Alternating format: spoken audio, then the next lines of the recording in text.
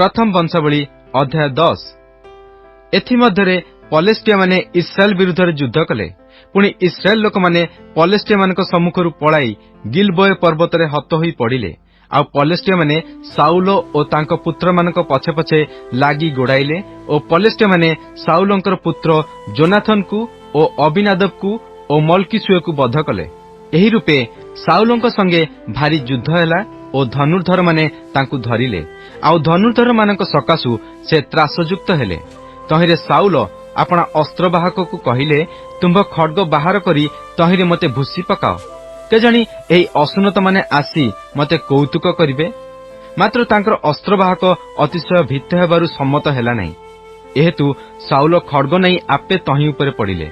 तहिरे Saul मरिअछंती एहा देखि तांकर अस्त्रवाहक सेहीपरि आपणा खड्ग उपरे पड़ी मला। एही रूपे साउल ओ तांकर तिनी पुत्र ओ तांकर समस्त परिजन एका संगे मले। ए उतारे इस्राएल लोक माने पळाइले। आउ साउल ओ तांकर पुत्र माने मले। एहा देखि तळभूमिस्थ समस्त इस्राएल लोक आपणा मानक नगर सबु परित्याग करी पळाइले। तहु पलेस्टिया माने आसी तहि मध्यरे वास कले। अनंतर पर दिवस पलेस्टिया माने हत लोक मानक सजादी फिटाई नेबा पई आसंते। सेमाने साउलंकु ओ तांकर पुत्र मानकु गिलबोय पर्वतरे पड़िथिबार देखिले। तहु सेमाने तांकर सजा फिटाई तांकर मस्तक ओ सजा नेई आपणा मानक देव प्रतिमागणर गृहकु ओ लोकमानक निकटकु संवाद देबा पई पलेस्टिया मानक देशर चारिएडे पठाइले। पुणी सेमाने तांकर सजा आपणा मानक देव मंदिर रे रखिले ओ तांकर मस्तककु दागन मंदिर रे टांगी देले। एउतारे जाबेस गिलियदीय समस्ते साउलंक प्रति पलेस्टिया मानक कृत सकल कर्मर संवाद पाते। समस्त विक्रमशाली लोक उठी साउलंकर शरीर ओ तांकर पुत्र मानक शरीर जाबेस को नहीं आसिले ओ जाबेसस्थ अलन वृक्ष मूले सेमानकर अस्थि पोती 7 दिन उपवास कले। एही रूपे साउल सदाप्रभुक विरुद्ध रे कृत आपणा सत्य लंघन हेतु मले, कारण से सदाप्रभुक आज्ञा पालन कले नहीं। मध्य से भुतुड़िया ठारू मंत्रणा मागी सदाप्रभुको पचारिले नहीं। एहेतु से तांकु बध कले ओ जिसिर पुत्र दाऊदंकु राज्य देले। प्रथम वंशावली अध्याय 11। अनंतर समुदाय इस्राएल हिब्रोन रे दाऊदंक निकटरे एकत्र होई कहिले, देख आम्हे माने तुम्हर अस्थि ओ तुम्हर मांस गतकाल रे साउल राजा थिला बेले तुम्हे इस्राएल को बाहरे ओ भितरे गमन गमन कराउथलो। पुणी सदाप्रभु तुम परमेश्वर तुम्हकु कहेसंती, तुम्हे आंब इस्राएल लोकंकु पालन करिवो ओ तुम्हे आंब इस्राएल लोकंकर अग्रणी हेबो। एही रूपे इस्राएल रो समस्त प्राचीन हिब्रोन को राजांक कतिकी आसिले। तहिरे दाऊद हिब्रोन रे सदाप्रभुको सम्मुखरे सेमानक संगे नियम कले। पुणी सामुएल को हस्तरे सदाप्रभुको कथित वाक्यानुसारे सेमाने इस्राएल उपरे दाऊदंकु राजाभिषिक्त कले। एथि उतारे दाऊद ओ समग्र इस्राएल जेरुसलेम को अर्थात जिबुस को गले। से समय देश निवासी जिबुसीय माने सेठारे थिले।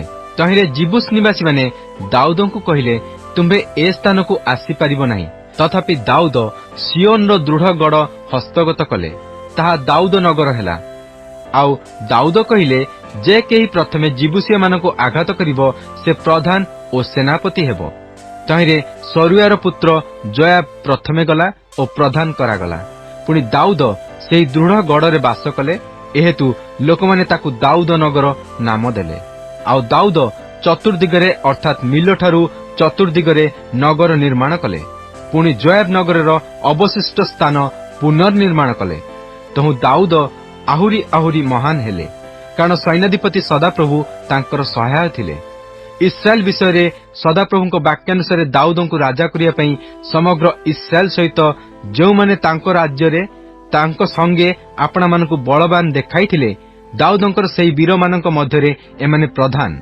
दाऊदंकर वीर मानकर संख्या जणे हकमोनियर पुत्र जासबियाम 30 जनक मध्यरे प्रधान थिला।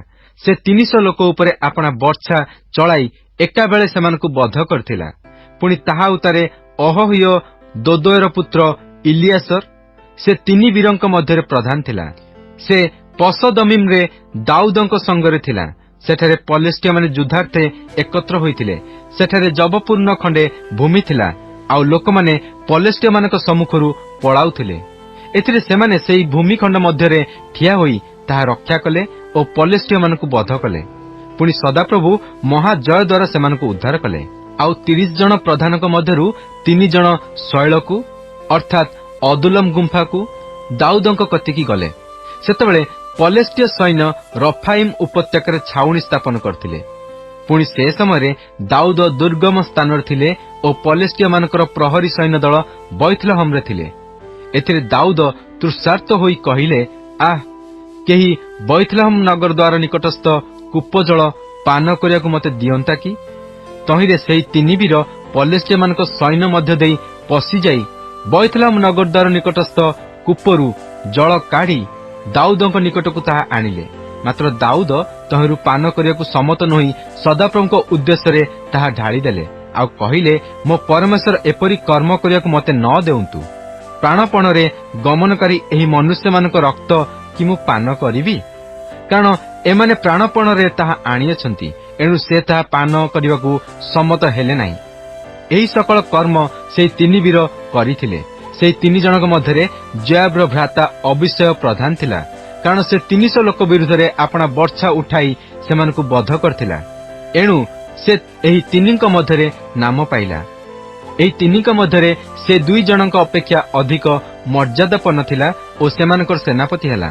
ତଥାପି ସେ ପ୍ରଥମ 3 ଜଣଙ୍କ ତୁଲ୍ୟ ନଥିଲା। ପରାକ୍ରାନ୍ତ କର୍ମକାରୀ କପସେଲିୟ ଏକ ବିକ୍ରମୀ ପୁରୁଷର ପୌତ୍ର ଜିହୋଆଦାର ପୁତ୍ର ଯେ ବନାୟ, ସେ ମୋଆବୀୟ ଅରିଏଲର 2 ପୁତ୍ରଙ୍କୁ ବଧ କଲା। ମଧ୍ୟ ସେ ହିମପାତ ସମୟରେ ଯାଇ ଗର୍ତ୍ତ ମଧ୍ୟରେ ଏକ ସିଂହକୁ ବଧ କଲା। ଆହୁରି ସେ 5 ହାତ ଦୀର୍ଘ ବୃହତ୍କାୟ ଏକ ମିଶ୍ରୀୟ ପୁରୁଷକୁ ବଧ କଲା। ସେହି ମିଶ୍ରୀୟ ହସ୍ତରେ ତନ୍ତୀର ନରାଜ ତୁଲ୍ୟ ଏକ ବର୍ଚ୍ଛା ଥିଲା। ପୁଣି ବନାୟ ଏକ ଯଷ୍ଟି ନେଇ ଯାଇ ସେହି ମିଶ୍ରୀୟର ହସ୍ତରୁ ବର୍ଚ୍ଛା ଛଡ଼ାଇ ତାହାରି ବର୍ଚ୍ଛାରେ ତାହାକୁ ବଧ କଲା। ଜିହୋଆଦାର ପୁତ୍ର ବନାୟ ଏହି ସବୁ କର୍ମ କଲା।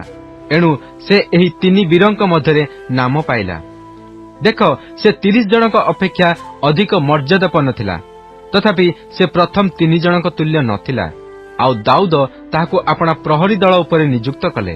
ଆହୁରି ସୈନ୍ୟ ମଧ୍ୟରେ ଏହି ବୀରମାନେ ଥିଲେ, ଯଥା ଯୋଆବର ଭ୍ରାତା ଅସାହେଲ, ବୈଥଲହମସ୍ଥ ଦୋଦୟର ପୁତ୍ର ଇଲହାନନ, ହଗେରୀୟ ସମୋତ, ପଲୋନୀୟ ହେଲସ, ତକୋଇୟ ଇକ୍କେସର ପୁତ୍ର ଇରା, ଅନାଥୋତୀୟ ଅବିଏସର, ହୁସାତୀୟ ସିଦକ୍ଷୟ, ଅହହୀୟ ଇଲୟ, ନଟଫାତୀୟ ମହରୟ, ନଟଫାତୀୟ ବାନାର ପୁତ୍ର ହେଲଦ, ବିନ୍ୟାମିନ ସନ୍ତାନଗଣର ଗିବିଆ ନିବାସୀ ରିବୟର ପୁତ୍ର ଇତୟ, ପିରିଆଥୋନୀୟ ବନାୟ, ଗାସ ନଦୀ ତୀର ନିବାସୀ ହୁରୟ, ଅର୍ଦ୍ଦତୀୟ ଅବିଏଲ, ବାହାରୁମୀୟ ଅସ୍ମାବତ, ସାଲବେନୀୟ ଇଲିୟହବ, ଗିସୋନୀୟ ହାସେମର ପୁତ୍ରଗଣ, ହଗରୀୟ ସାଗିର ପୁତ୍ର ଜୋନାଥନ, ହଗରୀୟ ସାଖରର ପୁତ୍ର ଅହିୟାମ, ଉରର ପୁତ୍ର ଇଲିଫାଲ, ମଖେରାତୀୟ ହେଫର, ପଲୋନୀୟ ଅହିୟ, କର୍ମିଲୀୟ ହିସ୍ରୟ, ଇସବୟର ପୁତ୍ର ନାରୟ, ନାଥନର ଭ୍ରାତା ଜୋଏଲ, ହଗ୍ରୀର ପୁତ୍ର ମିଭର, ଅମନୀୟ ସେଲକ, ସରୁୟାର ପୁତ୍ର ଯୋଆବର ଅସ୍ତ୍ରବାହକ ବେରୋତୀୟ ନହରୟ, ଜିତ୍ରିୟ ଗାରେବ, ହିତୀୟ ଉରିୟ, ଅହଲୟର ପୁତ୍ର ସାବଦ, ରୁବେନୀୟ ସିସାର ପୁତ୍ର ଅଦିନା। ଏ ରୁବେନୀୟ ମାନଙ୍କର ଜଣେ ପ୍ରଧାନ ଥିଲା ଓ ତାହା ସଙ୍ଗେ 30 ଜଣ ଥିଲେ। ମାଖାର ପୁତ୍ର ହାନନ, ମତନୀୟ ଯୋସାଫଟ, ଅଷ୍ଟାରୋତୀୟ ଉସିୟ, ଅରୋଏରୀୟ ହୋଥମର ପୁତ୍ର ସାମ ଓ ଜିଏଲ, ସିମ୍ରିର ପୁତ୍ର ଜିଦିଏଲ ଓ ତାହାର ଭ୍ରାତା ତିସିୟ ଜୋହା, ମହବୀୟ ଇଲିଏଲ, ଇଲନାମର ପୁତ୍ର ଜିରିବୟ ଓ ଯୋସାବିୟ, ଆଉ ମୋଆବୀୟ ଜିତ୍ମା, ଇଲିଏଲ ଓ ଓବେଦ ଓ ମସୋବାୟ ଜାସିଏଲ। ପ୍ରଥମ ବଂଶାବଳୀ ଅଧ୍ୟାୟ 12। ଯେଉଁ ସମୟରେ ଦାଉଦ କିସର ପୁତ୍ର ସାଉଲଙ୍କର ଭୟରେ ଆପଣାକୁ ରୁଦ୍ଧ କରିଥିଲେ, ସେ ସମୟରେ ଏହି ଲୋକମାନେ ସିକ୍ଲଗକୁ ତାଙ୍କ କତିକି ଆସିଥିଲେ। ସେମାନେ ଯୁଦ୍ଧରେ ତାଙ୍କର ସାହାଯ୍ୟକାରୀ ବୀରମାନଙ୍କ ମଧ୍ୟରେ ଗଣିତ ଥିଲେ। ସେମାନେ ଧନୁର୍ଧାରୀ ଆଉ ଦକ୍ଷିଣ ଓ ବାମ ଉଭୟ ହସ୍ତରେ ଛାଟିଣୀ ପ୍ରସ୍ତର ଓ ଧନୁରୁ ତୀର କ୍ଷେପଣ କରିବାରେ ନିପୁଣ ଥିଲେ। ସେମାନେ ସାଉଲଙ୍କର ଜ୍ଞାତି ବିନ୍ୟାମିନୀୟ ଲୋକ ଥିଲେ। ସେମାନଙ୍କ ମଧ୍ୟରେ ପ୍ରଧାନ ଅହିଏସର तही उतारे जोआस एमाने गिबियाथीय समायर पुत्र अस्मावत्र पुत्र जिसिएल ओ पेलट ओ अनाथतीय बराखा ओ जेहू पुणी गिबियनीय जिस्मय से 30 जनक मध्य गणित वीर ओ 30 जनक उपरे नियुक्त आउ जिरिमिय जहसिएल ओ जोहानन ओ गदेराथीय जोसाबद इलियसय ओ जिरेमत ओ बालिया ओ समरिय ओ हरुफिय सफटिय कोरोहिय इल्काना ओ जिसिय ओ अस्रेल ओ जोएसर ओ जासबियाम आउ गदर निवासी जिरोहम पुत्र जोएला ओ सबदिय आउ गादिया मानक मध्यरु केतेक लोक पृथक होई प्रांतर स्थित दुर्ग स्थान को दाऊदଙ୍କ कतिकी आसिले सेमाने महाविक्रमशाली ढाल ओ वर्षाधारी युद्धार्थे शिक्षित लोक सेमानक मुख सिंह मुख तुल्य ओ सेमाने पर्वतस्थ हरण तुल्य द्रुतगामी प्रथम एसर द्वितीय ओबोदिय तृतीय इलियाब चतुर्थ मस्मना पंचम जिरिमिय षष्ठ अतय सप्तम इलिएल अष्टम जोहानन नवम इलसाबद दशम जिरिमिय एकादश मगबनय गाद्र एही संतान माने सेनापति थिले एमानक मध्यरे जेउ जण क्षुद्र से 100 लोकर ओ जे महान से 100 लोकर समान थिला एमाने प्रथम मासरे जर्दनर जल समस्त तीर उपरे उछलिया समय नदी पार होई जाइथिले आउ सेमाने उपत्यका समूहर पूर्व ओ पश्चिम दिग निवासी मानकु तड़ी देइथिले आहुरी बिन्यामिन ओ जिहुदा संतान मानक मध्यरु केते लोक दुर्ग स्थान को दाऊदଙ୍କ कतिकी आसिले तहिले दाऊद सेमानकु भेटिया पई जाई उत्तर करी कहिले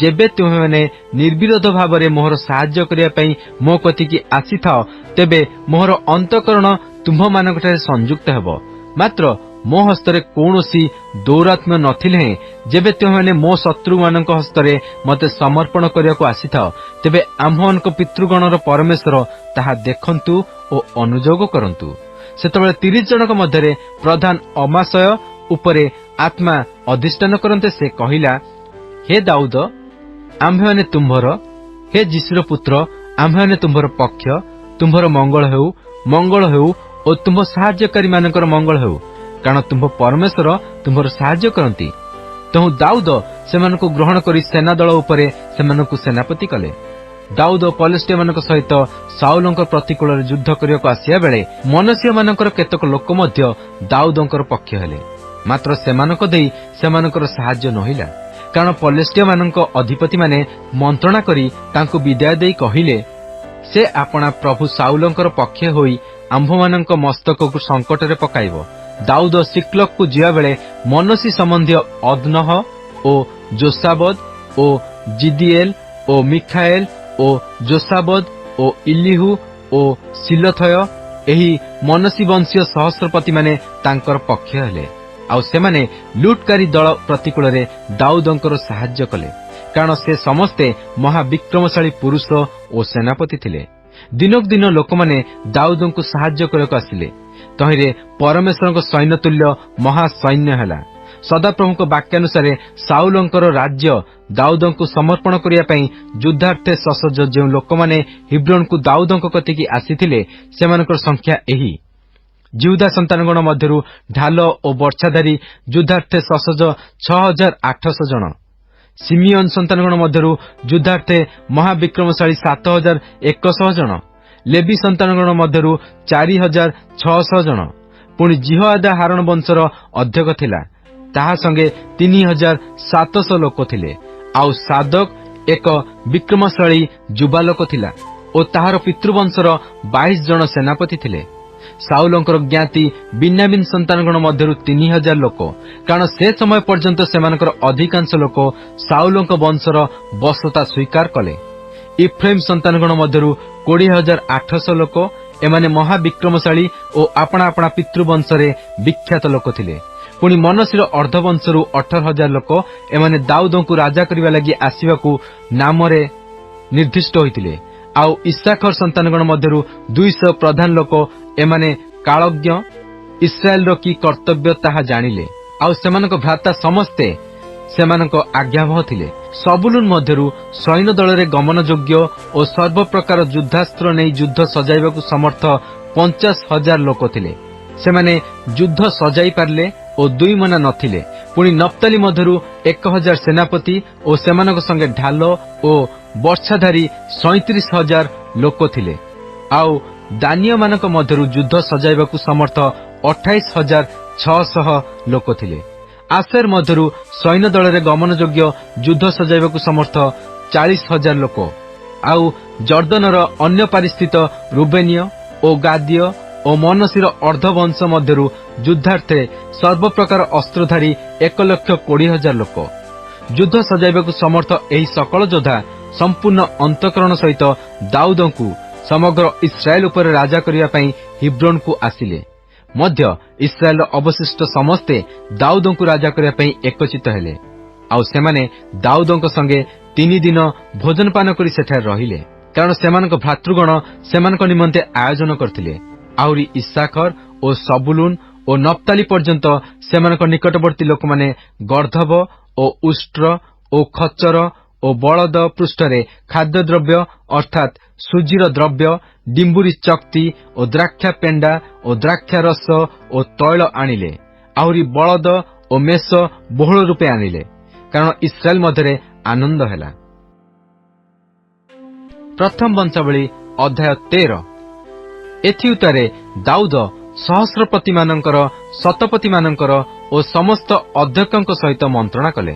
ଆଉ ଦାଉଦ ଇସ୍ରାଏଲର ସମଗ୍ର ସମାଜକୁ କହିଲେ, ଯେବେ ତୁମ୍ଭମାନଙ୍କୁ ଉତ୍ତମ ଦେଖାଯାଏ ଓ ଯେବେ ତାହା ସଦାପ୍ରଭୁ ଆମ୍ଭମାନଙ୍କ ପରମେଶ୍ୱରଙ୍କ ଆଡୁ ହୁଏ, ତେବେ ଇସ୍ରାଏଲର ସମୁଦାୟ ପ୍ରଦେଶରେ ଆମ୍ଭମାନଙ୍କ ଅବଶିଷ୍ଟ ଭ୍ରାତୃଗଣ ଓ ସେମାନଙ୍କ ସଙ୍ଗେ ଆପଣା ଆପଣା ତଳିଭୂମି ବିଶିଷ୍ଟ ନଗରରେ ବାସକାରୀ ଯାଜକମାନେ ଓ ଲେବୀୟମାନେ ଯେପରି ଆମ୍ଭମାନଙ୍କ ନିକଟରେ ଏକତ୍ରିତ ହୁଅନ୍ତି, ଏ ନିମନ୍ତେ ଆସ। ଆମ୍ଭମାନେ ସର୍ବତ୍ର ସେମାନଙ୍କ ନିକଟକୁ ଲୋକ ପଠାଉ। ପୁଣି ଆମ୍ଭମାନଙ୍କ ପରମେଶ୍ୱରଙ୍କ ସିନ୍ଦୁକ ପୁନର୍ବାର ଆମ୍ଭମାନଙ୍କ ନିକଟକୁ ଆଣୁ, କାରଣ ଛାଉଲଙ୍କ ସମୟରେ ଆମ୍ଭମାନେ ତହିଁର ଅନ୍ୱେଷଣ କରିନାହୁଁ। ତହିଁରେ ସମଗ୍ର ସମାଜ ସେପରି କରିବେ ବୋଲି କହିଲେ, କାରଣ ସକଳ ଲୋକଙ୍କ ଦୃଷ୍ଟିରେ ତାହା ଯଥାର୍ଥ ବୋଧ ହେଲା।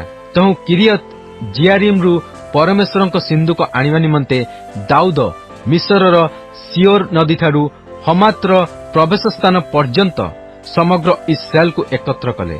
ଆଉ କିରୁବଗଣ ମଧ୍ୟରେ ଉପବିଷ୍ଟ ସଦାପ୍ରଭୁଙ୍କ ନାମରେ ଖ୍ୟାତ ପରମେଶ୍ୱରଙ୍କ ସିନ୍ଦୁକକୁ ଜିହୁଦାର ଅଧିକାରସ୍ଥ ବାଲାରୁ ଅର୍ଥାତ୍ କିରିୟତ୍ ଜିଆରିମ୍ରୁ ଆଣିବା ପାଇଁ ଦାଉଦ ଓ ସମଗ୍ର ଇସ୍ରାଏଲ ସେ ସ୍ଥାନକୁ ଗଲେ। ପୁଣି ସେମାନେ ଗୋଟିଏ ନୂତନ ଶକଟରେ ପରମେଶ୍ୱରଙ୍କ ସିନ୍ଦୁକକୁ ଅବିନାଦାବର ଗୃହରୁ ବାହାର କରି ବହି ଆଣିଲେ। ଆଉ ଉସ୍ ଓ ଅହିଓ ସେହି ଶକଟ ଚଳାଇଲେ। ପୁଣି ଦାଉଦ ଓ ସମଗ୍ର ଇସ୍ରାଏଲ ପରମେଶ୍ୱରଙ୍କ ସାକ୍ଷାତରେ ସମସ୍ତ ଶକ୍ତି ସହିତ ଗାୟନ କରି ବୀଣା ଓ ନେବଲ ଓ ଦାରା ଓ କରତାଳି ଓ ତୁରୀ ବଜାଇଲେ। ଆଉ ସେମାନେ କିଦୋନ ନାମକ ଶସ୍ୟମର୍ଦ୍ଦନ ସ୍ଥାନରେ ଉପସ୍ଥିତ ହୁଅନ୍ତେ, ବଳଦମାନେ ଅମଣା ହେବାରୁ ଉସ୍ ହସ୍ତ ବିସ୍ତାର କରି ସିନ୍ଦୁକ ଧରିଲା। ସେତେବେଳେ ଉସ୍ ପ୍ରତି ସଦାପ୍ରଭୁଙ୍କ କ୍ରୋଧ ପ୍ରଜ୍ୱଳିତ ହେଲା। ସେ ସିନ୍ଦୁକ ପ୍ରତି ହସ୍ତ ବିସ୍ତାର କରିବା ହେତୁରୁ ସେ ତାହାକୁ ଆଘାତ କଲେ, ତହୁଁ ସେ ସେଠାରେ ପରମେଶ୍ୱରଙ୍କ ସାକ୍ଷାତରେ ମଲା। ପୁଣି ସଦାପ୍ରଭୁ ଉସ୍କୁ ଆକ୍ରମଣ କରିବାରୁ ଦାଉଦ ଅସନ୍ତୁଷ୍ଟ ହେଲେ। ଏଣୁ ସେ ସେହି ସ୍ଥାନର ନାମ ପେରସ୍ ଉସ୍ ରଖିଲେ। ଆଜି ପର୍ଯ୍ୟନ୍ତ ସେହି ନାମ ଅଛି। ଆଉ ଦାଉଦ ସେହିଦିନ ପରମେଶ୍ୱରଙ୍କ ବିଷୟରେ ଭୟ ପାଇ କହିଲେ, ମୁଁ କି ରୂପେ ପରମେଶ୍ୱରଙ୍କ ସିନ୍ଦୁକ ମୋ କତିକି ଗୃହକୁ ଆଣିବି? ତହୁଁ ଦାଉଦ ନଗରକୁ ଆପଣା କତିକି ସିନ୍ଦୁକ ଆଣିଲେ ନାହିଁ, ମାତ୍ର ତାହା ନେଇ ପଥ ପାର୍ଶ୍ୱସ୍ଥ ଗାଥିୟ ଓବେଦ ଇଦମର ଗୃହରେ ରଖିଲେ। ତହିଁରେ ପରମେଶ୍ୱରଙ୍କ ସିନ୍ଦୁକ ଓବେଦ ଇଦମର ପରିବାର ସହିତ ତାହାର ଗୃହରେ 3 ମାସ ରହିଲା। ପୁଣି ସଦାପ୍ରଭୁ ଓବେଦ ଇଦମର ଗୃହକୁ ଓ ତାହାର ସର୍ବସ୍ୱକୁ ଆଶୀର୍ବାଦ କଲେ। ପ୍ରଥମ ବଂଶାବଳୀ ଅଧ୍ୟାୟ 14। ଅନନ୍ତର ସୋରର ରାଜା ହିରମ ଦାଉଦଙ୍କ ନିକଟକୁ ଦୂତଗଣ ଓ ତାଙ୍କ ପାଇଁ ଗୃହ ନିର୍ମାଣ କରିବାକୁ ଏରସ୍ କାଷ୍ଠ ଓ ରାଜମିସ୍ତ୍ରୀ ଓ ବଢ଼େଇମାନଙ୍କୁ ପଠାଇଲା। ତହିଁରେ ସଦାପ୍ରଭୁ ଯେ ଦାଉଦଙ୍କୁ ଇସ୍ରାଏଲର ରାଜା ପଦରେ ସ୍ଥିର କଲେ, ଏହା ସେ ବୁଝିଲେ, କାରଣ ତାହାଙ୍କ ଲୋକ ଇସ୍ରାଏଲ ସକାଶୁ ତାଙ୍କର ରାଜ୍ୟ ଉନ୍ନତି ପ୍ରାପ୍ତ ହୋଇଥିଲା। ପୁଣି ଦାଉଦ ଜିରୁସାଲମରେ ଆହୁରି ଭାର୍ଯ୍ୟା ଗ୍ରହଣ କଲେ। ତହିଁରେ ଦାଉଦଙ୍କର ଆହୁରି ପୁତ୍ରକନ୍ୟା ଜାତ ହେଲେ। ଜିରୁସାଲମରେ ତାଙ୍କର ଯେ ସନ୍ତାନ ଜନ୍ମିଲେ, ସେମାନଙ୍କର ନାମ ସମୁୟ, ସୋବବ, ନାଥନ, ସଲୋମନ ଓ ଜିଭର, ଇଲିସୁୟ, ଇଲପେଲଟ ଓ ନୋଗହ, ନେଫଗ, ଜାଫିୟ ଓ ଇଲିସାମା, ବିଲିଆଦା ଓ ଇଲିଫେଲଟ। ଏ ଉତ୍ତାରେ ଦାଉଦ ସମୁଦାୟ ଇସ୍ରାଏଲ ଉପରେ ରାଜାଭିଷିକ୍ତ ହୋଇଅଛନ୍ତି ଏହା ପଲେଷ୍ଟିଆ ମାନେ ଶୁଣନ୍ତେ ସମସ୍ତ ପଲେଷ୍ଟିୟ ଲୋକ ଦାଉଦଙ୍କୁ ଅନ୍ୱେଷଣ କରିବାକୁ ଗଲେ। ତେଣୁ ଦାଉଦ ତାହା ଶୁଣି ସେମାନଙ୍କ ବିରୁଦ୍ଧରେ ବାହାରିଲେ। ଏହି ସମୟରେ ପଲେଷ୍ଟିଆ ମାନେ ରଫାଇମ୍ ତଳଭୂମିରେ ଚଢ଼ାଉ କରିଥିଲେ। ଏଥିରେ ଦାଉଦ ପରମେଶ୍ୱରଙ୍କୁ ପଚାରି କହିଲେ, ମୁଁ କଣ ପଲେଷ୍ଟିଆ ମାନଙ୍କ ବିରୁଦ୍ଧରେ ଉଠି ଯିବି? ତୁମ୍ଭେ କଣ ସେମାନଙ୍କୁ ମୋ ହସ୍ତରେ ସମର୍ପଣ କରିବ? ତହିଁରେ ସଦାପ୍ରଭୁ ତାଙ୍କୁ କହିଲେ, ଉଠି ଯାଅ, କାରଣ ଆମ୍ଭେ ସେମାନଙ୍କୁ ତୁମ୍ଭ ହସ୍ତରେ ସମର୍ପଣ କରିବା। ତେଣୁ ସେମାନେ ବାଲ ପରାସିମକୁ ଆସନ୍ତେ ଦାଉଦ ସେଠାରେ ସେମାନଙ୍କୁ ଆଘାତ କଲେ। ତହିଁରେ ଦାଉଦ କହିଲେ, ପରମେଶ୍ୱର ମୋ ହସ୍ତରେ ମୋର ଶତ୍ରୁମାନଙ୍କୁ ଜଳ ଦ୍ୱାରା ସେତୁଭଙ୍ଗ ତୁଲ୍ୟ ଭଗ୍ନ କରିଅଛନ୍ତି। ଏହେତୁ ସେମାନେ ସେହି ସ୍ଥାନର ନାମ ବାଲ ପରାସିମ ରଖିଲେ। ଆଉ ସେଠାରେ ସେମାନେ ଆପଣାମାନଙ୍କ ଦେବତାମାନଙ୍କୁ ଛାଡ଼ି ଯାଇଥିଲେ। ପୁଣି ଦାଉଦ ଆଜ୍ଞା କରନ୍ତେ ସେସବୁ ଅଗ୍ନିରେ ଦଗ୍ଧ କରାଗଲା। ଅନନ୍ତର ପଲେଷ୍ଟିଆ ମାନେ ପୁନର୍ବାର ତଳିଭୂମିରେ ଚଢ଼ାଉ କଲେ। ତହିଁରେ ଦାଉଦ ପରମେଶ୍ୱରଙ୍କୁ ପୁନର୍ବାର ପଚାରନ୍ତେ ପରମେଶ୍ୱର ତାଙ୍କୁ କହିଲେ, ତୁମ୍ଭେ ସେମାନଙ୍କ ପଶ୍ଚାତ ଯାଅ ନାହିଁ। ସେମାନଙ୍କ ନିକଟରୁ ଫେରିଯାଇ ତୁତ୍ ବୃକ୍ଷ ସମ୍ମୁଖରେ ସେମାନଙ୍କୁ ଆକ୍ରମଣ କର। ପୁଣି ତୁମ୍ଭେ ତୁତ୍ ବୃକ୍ଷ ତୋଟା ଉପରେ ସୈନ୍ୟଗମନର ଶବ୍ଦ ଶୁଣିଲେ ଯୁଦ୍ଧକୁ ବାହାରିବ, କାରଣ ପରମେଶ୍ୱର ପଲେଷ୍ଟିୟ ସୈନ୍ୟ ଦଳକୁ ଆଘାତ କରିବା ପାଇଁ ତୁମ୍ଭ ସମ୍ମୁଖରେ ଅଗ୍ରସର ହେବେ। ତହିଁରେ ପରମେଶ୍ୱର ଯେପରି ଆଜ୍ଞା କଲେ ଦାଉଦ ସେପରି କଲେ। ପୁଣି ସେମାନେ ଗିବିଓନ ଠାରୁ ଗେସର ପର୍ଯ୍ୟନ୍ତ ପଲେଷ୍ଟିୟ ସୈନ୍ୟ ଦଳକୁ ଆଘାତ କଲେ। ତହିଁରେ ଦାଉଦଙ୍କର ସୁଖ୍ୟାତି ସର୍ବଦେଶରେ ବ୍ୟାପିଗଲା। ପୁଣି ସଦାପ୍ରଭୁ ସବୁ ଗୋଷ୍ଠୀ ମଧ୍ୟରେ ତାଙ୍କ ବିଷୟରେ ଭୟ ଜନ୍ମାଇଲେ।